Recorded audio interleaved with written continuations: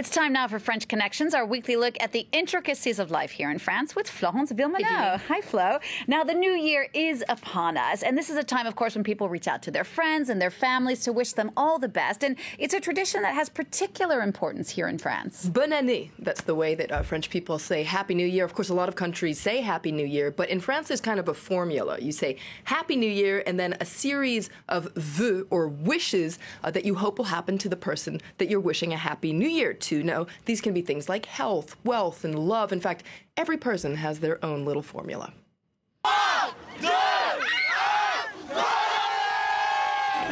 Happy New Year, best wishes. Good health, best wishes to everyone. Health, happiness, love.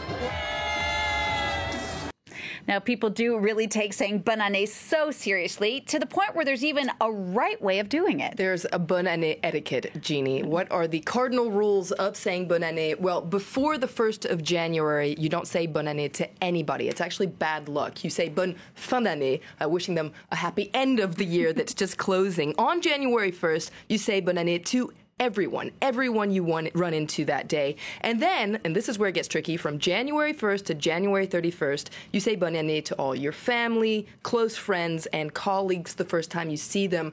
You have a month to do it, and it's really a marathon. You usually say bonne année followed by la bise, that traditional two-kiss that you give to say hello. So this goes for, close friends and family, but also your colleagues and possibly your boss. So get ready to kiss your boss. Now, arguably, the person who says bonne année the most is the French president. Actually, Charles de Gaulle started a tradition of giving a New Year's Eve address to French people. But it goes beyond that. The president actually spends a good part of the month of January traveling around the country wishing people a bonne année. Now, back in the day when I first came here 30 years ago, people used to actually send bonne année cards. But of course, that's changed with time and particularly with technology. Indeed, these days saying bonne année by, email, text message, or on social media is totally acceptable, but there are still a lot of die-hard card senders out there, and in fact, it's seen as kind of a form of resistance to modern technology.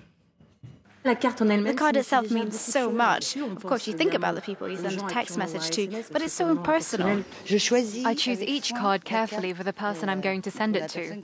It's a nice object to hold. It takes time to send cards. Time is a precious thing, so it's a beautiful present to give to people. As I'm sure you're starting to figure out, this time of year is full of tradition here in France, particularly one that I love, the traditional cake. The king cake, the galette des rois, or word du jour, or words du jour, I should say. This is a pastry fit for kings, and personally, it's one of my favorite French traditions, though it really makes that New Year's resolution to lose weight get off to kind of a tricky start. Now, you can see this is a king cake. We'll be eating it in just a little bit, Jeannie. And this tradition actually dates back to the 14th century. And interestingly, during the French Revolution, the name was changed to Gâteau de l'égalité, so the equality cake, because being a king was kind of frowned upon back there. French people eat king cake with friends and family to mark Epiphany, so the day when the three kings arrived in Bethlehem. Now, this happens on January 6th, but the truth is you can start eating king cake at the end of December and pretty much throughout the month of January. And if you're like my family, you binge eat king cake throughout the month of January. What in the world does a king cake taste like? Well, let's listen to a baker. You take flaky puff pastry, and inside you put almond creme, and of course the porcelain prize, then more puff pastry, and you close it tight. It's crunchy on the outside, moist on the inside. It's all about tradition, but we mainly eat it because it's really delicious. It's a great way to delay the end of the holidays and keep eating delicious things. It really is delicious, especially with a glass of cider or a glass of champagne. Now, the classic galette you heard there is made with almond cream frangipane, but these days there are all sorts of different flavors. You have pistachio, apple, caramel. There's really something for everyone. They come in all shapes and sizes and all sorts of different quality and prices. Each person has their favorite spot. And galettes can even vary depending on what part of the country you're in, too. Indeed, the southern Provence region has its own galette, actually called a gâteau des rois. It's shaped like a crown. It's essentially an orange blossom flavored brioche with candied fruits on top. You'll be able to see it there in a sec. And it's essentially similar to the king cake that you can find in Spain and other Spanish-speaking countries. But whether it's a galette des rois or a gâteau des rois, there is a little prize in the cake. It's a little charm or a trinket that's called a fève, a bean, and it's thought to bring good luck and prosperity to whoever ends up with the fève in their slice. And if you get the fève, you get to wear a crown, and you get to be king or queen for the day, and you get to pick a king or a queen to share that day with. And it's kind of like playing the lottery. And as you can imagine, French people love this tradition. I want to get the fève to put in my wallet. Apparently, it ensures your wallet is always full of money. Usually we put it on the side so you don't cut into it. When it comes out of the oven, we don't know where it is. It's down to luck.